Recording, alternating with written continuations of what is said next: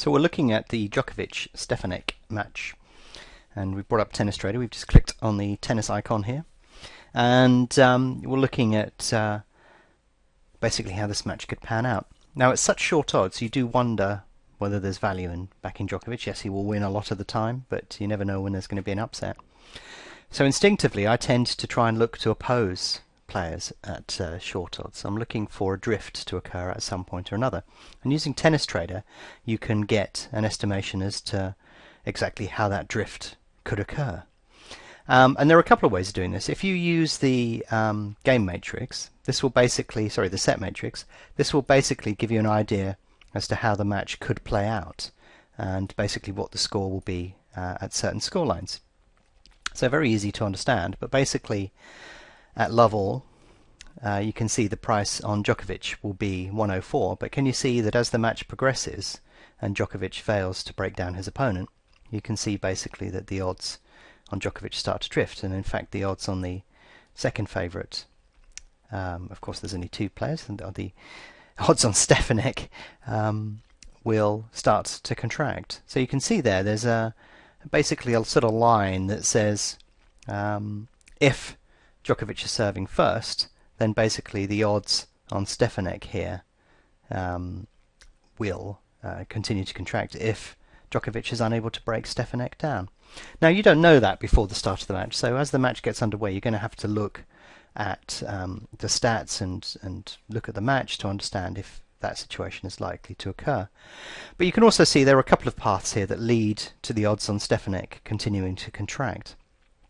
But basically, if Stefanik is able to keep Djokovic at bay until like 4-3, 4-all, 4-all, 3-5, 5-all, there or thereabouts, in that little section, in that grouping of games, then that gives the possibility of being able to trade out for him for a profit. But like I said, you'll have to look at the stats, and if both of them have very high first serve percentages, getting those serves in at Wimbledon, then it's very likely that the game, it will go with serve for a period of time.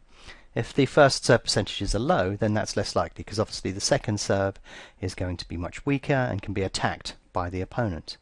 So if they're serving well, or you're in a match with two good servers, then you can expect it to be a bit of a slog, and the score will continue to be quite close as the match progresses. And therefore, if that is the case, and that is the scenario, then you can expect the price on the favourite to drift. You'll be surprised how often this happens.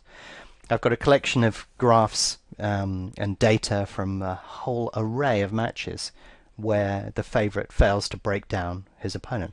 Now, the other thing to look at is if you go to the match grid rather than the set matrix, you can actually play around with scenarios and get more detailed information in terms of how that situation could occur. Because we were looking on the set matrix at the number of games that were being played and over what period. But if we look at the match grid and we move the score forward to 3-all, for example, you can see that Stefanik's prices come in a little bit. But if we sort of say that Djokovic double faults and then Stefanik gets a lucky shot, you can see that the odds have collapsed anyway. Basically, if Stefanik is in the lead on the game against serve and the number of games is equal, then his odds are going to contract. And you can see that if we do that scenario in a number of different ways, then the same situation occurs. So again, this goes back to the serve, basically, and are they getting those first serves in?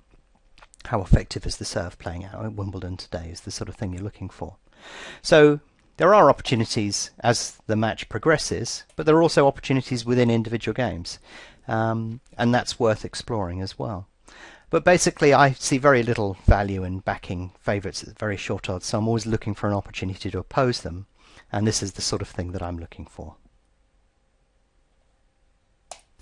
If you're interested in learning more about BetAngel, its tools and the opportunities they present, why not visit betangel.com today to download a free trial.